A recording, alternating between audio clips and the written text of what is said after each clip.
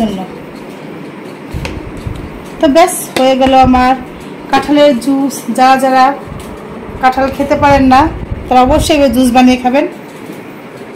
আর কাঁঠালের যে অনেক পুষ্টিগুণ আছে সেটা তো না বললেই নয়, কম বেশি সবাই জানেন কাঁঠালের পুষ্টিগুণ।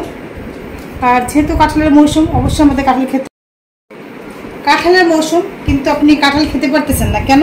কাঁঠালগুলো নরম, গিলতে গেলে সমস্যা হয়। তো তাদের জন্য কি করতে হবে? অবশ্যই কাঁঠালের জুস বানিয়ে নিতে হবে। তো ঠিক আমি সেটাই করলাম। আমার বাচ্চারা খেতে পারতেছে না কাঁঠালগুলা, তো আমি এখানে 15-20টার মতন কাঁঠালের কোষে থেকে বিচিগুলো ছাড়িয়ে নিয়েছি। এখন সেগুলো ব্লেন্ডার করব, ব্লেন্ডার করে জুস বানাবো। তো আমি এগুলো ঢেলে দিই ব্লেন্ডার মেশিনে। ব্লেন্ডারের যে জগটা আছে এর ভিতরে আমি ঢেলে দিচ্ছি। এরপরে আমি পানি যোগ করব, সঙ্গে ফ্রিজের পানি।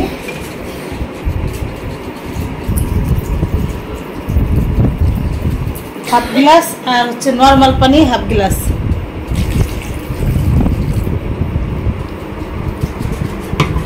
এরপর দিয়ে দিচ্ছি হালকা সামান্য একটু লবণ, আর দিয়ে দেবো চিনি 2 থেকে 3 চামচ, কারণ কাঁঠালটা খুবই মিষ্টি।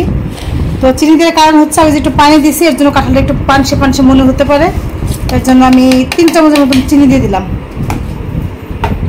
এখন আমি এটার মুখটা বন্ধ করে দিব।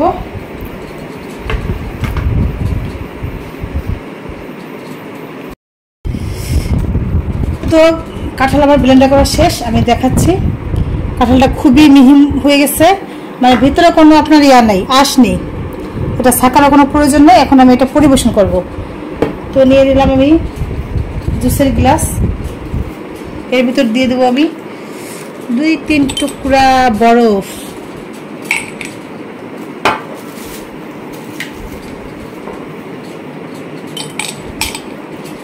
এই বরফটা দেওয়ার কারণ হচ্ছে খুবই ঘন হয়েছে, অনেক ঘন হয়েছে। এই বরফটা দেওয়ার কারণ হচ্ছে এই আপনার জুসটা অনেকক্ষণ পর্যন্ত ঠান্ডা রাখবে। যেহেতু আমি ঠান্ডা পানিও দিয়েছি, জুসটা এমনিতে ঠান্ডা, আর বরফটা দিয়েছি জুসটা অনেকক্ষণ পর্যন্ত ঠান্ডা থাকার জন্য। তো ব্যাস হয়ে গেল আমার কাঁঠালের জুস। যারা যারা কাঁঠাল খেতে পারেন না তারা অবশ্যই জুস বানিয়ে খাবেন।